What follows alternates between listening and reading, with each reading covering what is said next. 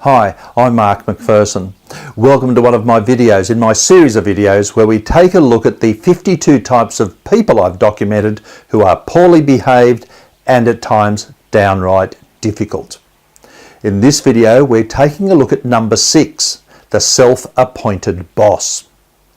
I once worked for an organisation as a contract worker, and I was introduced to the various staff, and anyway, as the days went on, there was somebody there, let's just call him Robert, and he basically was doing two things. One is he was giving me some advice, but the second thing is he was actually directing me in terms of what I was supposed to be doing. So the first thing is a bit of advice, sure. Mark, this is how you fill out that form. Mark, this is how you're supposed to sign on. Mark, this is where these things are supposed to be filed. Not a problem. Okay, we can all do with a little bit of help from people. The second thing he did though was actually try and tell me what to do. And I didn't realise he had no authority to do so. That's at the start anyway.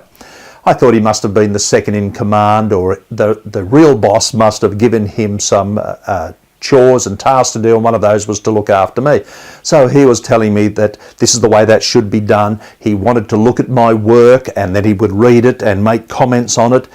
And it only came to pass when I was speaking to my real manager, my real boss, that Robert had no role in this whatsoever. He was a self-appointed boss. He took it upon himself to direct me, to look after me, to tell me what to do. Now, I saw him operate like that with a junior member of staff. I was on contract, but this other person was actually an employee. And I watched him, and at the start I thought, oh, he's helping. Then I started to realise he was doing to this poor person what he'd done to me, which was be a self-appointed boss. He was actually directing them what to do. Now, these people do it for what reason, I don't know. Be careful. Don't try and read too much into this. We can spend an awful lot of time trying to work out, oh, they've got low self-esteem. Oh, they missed out on being a boss. Or maybe they're just horrible. Maybe they're a bit up themselves. Who knows? But the problem was that the self-appointed boss, in my case, Robert, was actually leading me down the garden path a little bit, telling me things which weren't quite right, taking up my valuable time, and also to some degree undermining the real boss by taking control of my day-to-day activities. So we need to be careful of these people. What can we do about them? Well, one of the things you can do, and this is what I did with Robert, was to simply rise above it, as I call it. Leave them to it. Nod, say hello, be polite, listen to them. If it only takes a few minutes here and there, why bother? We've got a lot of hours in the day to fill. A few minutes wasted with Robert.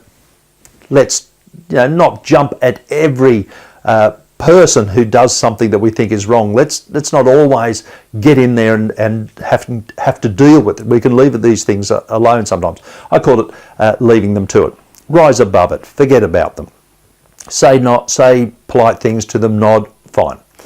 Another thing you can do is actually change the environment in which you work. I don't always have to deal with Robert. I can avoid them. I'm not suggesting running away and hiding, but you can actually avoid them to some degree. Another way you can change the environment in which you work is discuss it with the real boss. It's their problem. I had to deal with Robert, but there was someone up here who needed to deal with Robert's behaviour if it was that big a problem. So there is somebody else in this system, in the social environment in this case, who can deal with Robert's bad behaviour. Another thing we can do is what I call lay it on the line. It always sounds a bit heavier than what it really is, but there is a time sometimes that comes along where you actually have to say to people, Robert, the last few days you've been telling me to do this, you've been telling me to do that, whatever it happens to be.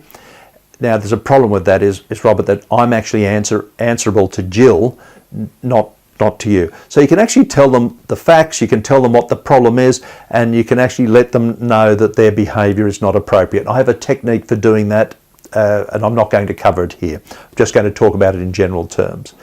So there are plenty of things you can do with this person who I call the self-appointed boss. If you have a self-appointed boss in your place, please talk to me about them. I'm sure that we can arrive at something which can help you deal with them appropriately. Let's leave it there. Whatever you're doing, wherever you are, look after yourselves, look after your family and friends, and I do hope to chat to you soon. All the very best.